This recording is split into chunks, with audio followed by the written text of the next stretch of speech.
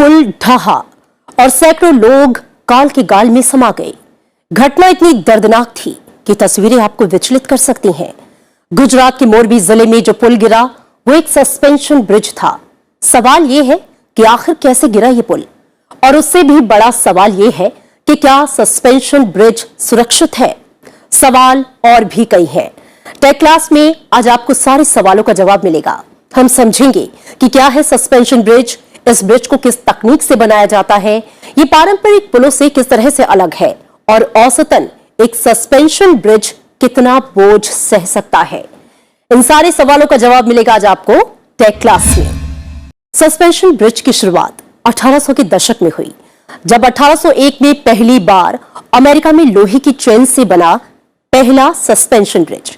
इसे पेंसिल्वेनिया में Jacob creek पर बनाया गया था। आपने नदी, नहर या उथले समुद्र के ऊपर से जाता हुआ पुल जरूर देखा होगा। ज्यादातर नदियों पर बने पुल पिलर के सहारे टिके रहते हैं।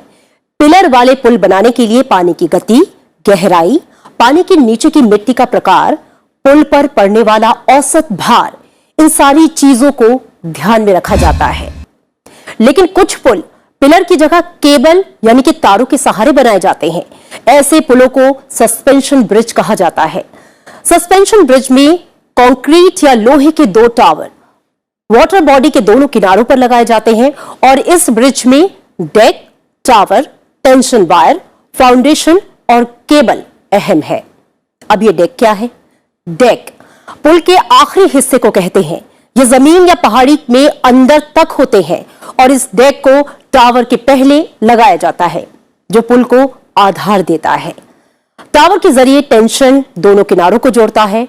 टेंशन दरअसल वो तार होते हैं जो एक टावर को दूसरे टावर से जोड़ते हैं या बांधते हैं। उसके बाद टेंशन वायरों को तारों के जरिए जोड़ा जाता है, जो पुल की सड़क को टेंशन से बांधे रखते हैं, और पुल वाटर बॉडी के ऊपर झूलता रहता है। टेंशन की लंबाई को दरअसल स्पैन कहा जाता है।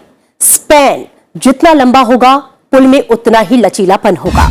अब आइए एंकर पिन को समझते हैं। किसी भी सस्पेंशन ब्रिज को जोड़ने वाली केबल को दोनों किनारों पर बांधा जाता है।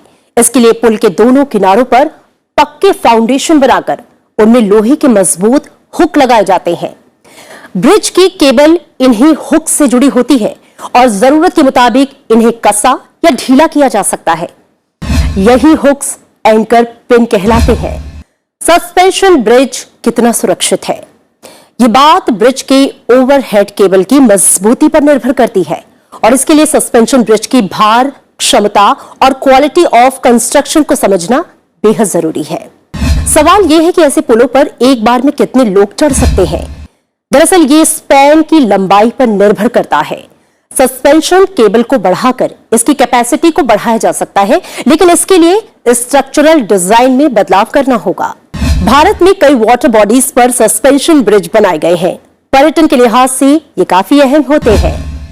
देश के प्रसिद्ध सस्पेंशन पुलों में Kota hanging bridge, Lohit river पुल, डोबरा चांठी मोटरेबल झूला पुल, कोरोनेशन ब्रिज, लक्ष्मण झूला, वोलोंग और दार्जिलिंग ब्रिज शामिल है।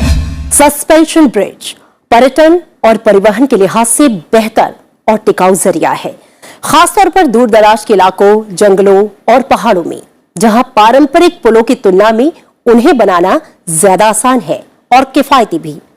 जरूरत है तो इस तकनीक के सही इस्तेमाल और स्टैंडर्ड ऑपरेटिंग प्रोसीजर को अपनाने की। तो आज टेक क्लास में इतना ही। अगली बार आपसे फिर मुलाकात होगी किसी नए टॉपिक के साथ। रखिए अपना ख्याल। नमस्कार।